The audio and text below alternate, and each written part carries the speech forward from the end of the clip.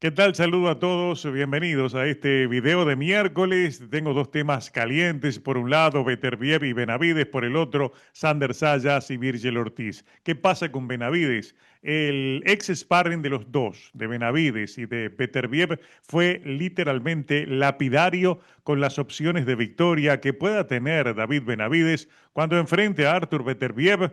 Una pelea que en principio está prevista para el próximo año en caso los dos superen a sus rivales del 22 de noviembre. Viene un verdadero choque de trenes asumido por los dos y ya en los papeles estaría firmada esta pelea, de acuerdo a cómo trabaja Turkelajik, que va firmando peleas antes que las mismas siquiera tengan la posibilidad de concretarse, porque hay dos rivales antes de esa eventual pelea que tienen que vencer. El asunto es que Lionel Thompson fue sparring de los dos y habló precisamente de las posibilidades de Benavides de vencer a Beterbiev y desde su perspectiva las posibilidades son prácticamente nulas. Artur Beterbiev ha tenido un currículum mucho más duro, peleando con rivales y noqueándolos, así que me baso en eso. Nunca dije que David fuera un buen peleador. Si te fijas en su currículum, es la noche y el día. Repito, la noche y el día. También dijo, solo puedo ver a David Benavides vencer a Artur si éste envejece de la noche a la mañana. Pero no creo que Benavides aporte nada que Artur Beterbiev no haya visto. Y he estado en el ring con David, he estado en el ring con Artur. David no golpea lo suficientemente fuerte como para detener a Artur Beterbiev, dijo Lionel Thompson. Como les decía, Artur Beterbiev está previsto que regrese al ring a finales de este año, concretamente el 22 de noviembre, cuando enfrente al estadounidense Dion Nicholson en una pelea sin título y será una pelea en la cartelera preliminar del próximo enfrentamiento de Benavides, que va a enfrentar a Anthony Yarde en Riyadh el 22 de noviembre. Y claro, es un pensamiento que se repite en mucho sobre los límites de poder de David Benavides. Hablamos de dos rivales de alto volumen, pero que lo aplican de manera diferente. La consistencia a la hora de presionar siempre es de Artur Beterbiev. Y el peso en la mano, en eso creo que no hay dudas, también favorece a Beterbiev. Solo la edad puede cambiar esa ecuación. Así que hay que darle el beneficio de la duda a Thompson. Él los conoce muy bien, o sea, sabe de lo que está hablando. Para él, el peso en la mano y sobre todas las cosas, la presión a los cuales somete a sus rivales Artur Beterbiev va a ser indescifrable para la defensa de David Benavides e inevitablemente no solo está vaticinando una victoria, sino que esa victoria puede ser por la vía del knockout. Hasta el 22 de noviembre hay mucho para ver en lo previo, pero las declaraciones de Thompson tienen mucho peso en función del conocimiento que él tiene de sus rivales y sobre todas las cosas se trata de un sparring que ha soportado el peso de la mano tanto de Beterbiev como de Benavides y alega con derecho a tener el crédito necesario de que Beterbiev tiene más poder que Benavides y va a ser ese el factor que determine la victoria en una eventual pelea que si ocurre puede ser en mayo del año próximo, pero cuidado porque sigue sonando allí detrás de bastidores con mucha fuerza aquella opción que muchos hemos manejado, de que a última hora puede sufrir algún tipo de percance Anthony Yarde y Beterbiev y Benavides terminen peleando ahora el 22 de noviembre. El segundo tema de este video tiene que ver con Sander Sayas y con Virgil Ortiz, quién esquivó a quién en esa posible pelea que no fue.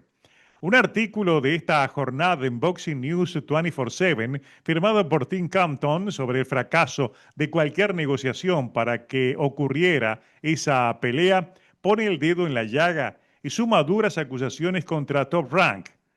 Acusaciones de manipulación de la agenda de rivales para favorecer y hacer campeón a un boxeador inexperto como Sayas, dice el comentario. Pero veamos primero el contexto y luego la parte dura del artículo, que se basa en una declaración de Sayas realizada antes de la pelea entre el campeón interino AMB, Yogenis Telles, contra Abbas Barú, que terminó con la victoria del alemán. Telles era el rival que quería enfrentar Sayas, no otro. No obstante, al preguntarle qué ocurrió con Virgil Ortiz, y las propuestas cruzadas para pelear en Puerto Rico o en California, él respondió que no recibió respuesta de los promotores de Virgil Ortiz en Golden Boy Promotion cuando les dijo que quería que su primera defensa de título fuera en su natal Puerto Rico. Esa era la oferta, lo que publiqué en el correo electrónico era la oferta, que no es una oferta, no es una fecha fija, no es una sede fija, no es un número fijo, es solo una forma de iniciar una conversación, explicó Sander Sayas. Entonces, ellos, refiriéndose a Golden Boy Promotion, promotores de Virgil Ortiz, querían iniciar una conversación. Les dijimos, tráiganlo a Puerto Rico, ahí es donde quiero defender mi título por primera vez, y no recibimos respuesta. Así que no hubo oferta, solo hay un correo electrónico para iniciar la conversación, dijo Sander Sayas. El artículo de Thompson apunta que lo que Sayas no menciona es por qué fracasaron las negociaciones contra Virgil. Cuestionó la oferta de Golden Boy, afirmando que no es una oferta real. Esto de acuerdo con el artículo. Según informes, Sander no estaba satisfecho con la distribución de los ingresos al 50% para pelear contra Virgil Ortiz en el sur de California y en una transmisión de DAZN Pague por Ver. Sayas afirmó que él es el campeón de la OMB en las 154 libras y que debería obtener un mejor acuerdo económico. También insistió en que la pelea se realice en su país natal, Puerto Rico. Y aquí es donde empieza la parte dura en esta columna de Thompson. ¿Qué es lo que dice el columnista? Que Sander creía que su título de la OMB era importante al negociar con Ortiz. En esta era del deporte, tener un título mundial ya no es lo importante. La popularidad del boxeador es lo que importa al elegir una sede y negociar la división de la bolsa.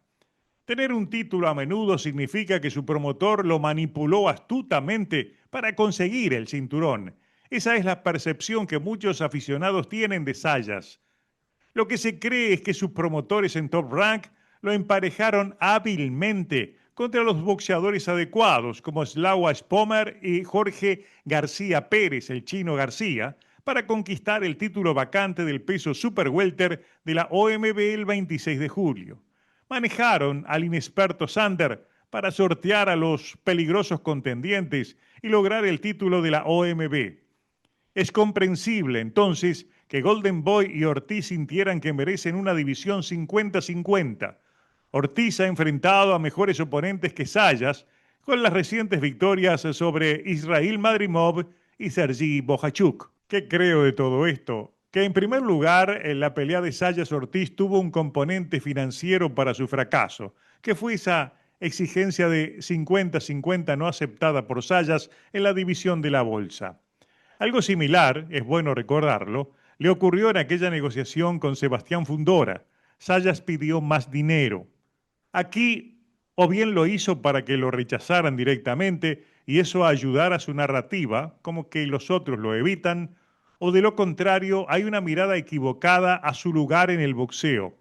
Me refiero a su nombre como atractivo comercial frente a rivales ya impuestos ante la fanaticada y ante la atracción mediática, como lo son Virgil Ortiz o el propio Sebastián Fundora.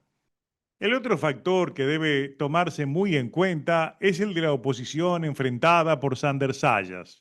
Es imposible negar que Virgil enfrentó a mejores rivales, o sea, está mejor probado en el primer nivel. Al mismo tiempo, el hecho de que Sander haya elegido a un campeón interino como Telles, obviando una posible unificación, por ejemplo, contra Bahram Murtasaliev, dice mucho sobre su grado de confianza en sí mismo. Telles se desinfló, ya lo vimos, ante un rival como Barú, que si bien mostró coraje y mucha hambre de victoria, no era para nada un riesgo en lo previo. O sea, Sayas se fue por el lado más débil al elegir a Telles en una división donde hay realmente posibles pruebas de esas que consagran, como Bohachuk, como Madrimov, como Murtasaliev o como el propio Virgil Ortiz. El problema con Sander Sayas es que le gusta demasiado el micrófono, lo que en su caso no es bueno. Asume riesgos ante los medios que a la larga lo pueden condenar si pierde ante un rival similar a estos dos últimos, me refiero a Spower o el Chino García. A sus 22 años, con un título mundial que debe proteger, tal vez Zayas debería empezar protegiéndolo de sí mismo y evitar hablar mucho, cuando lo logrado aún es poco en el primer nivel.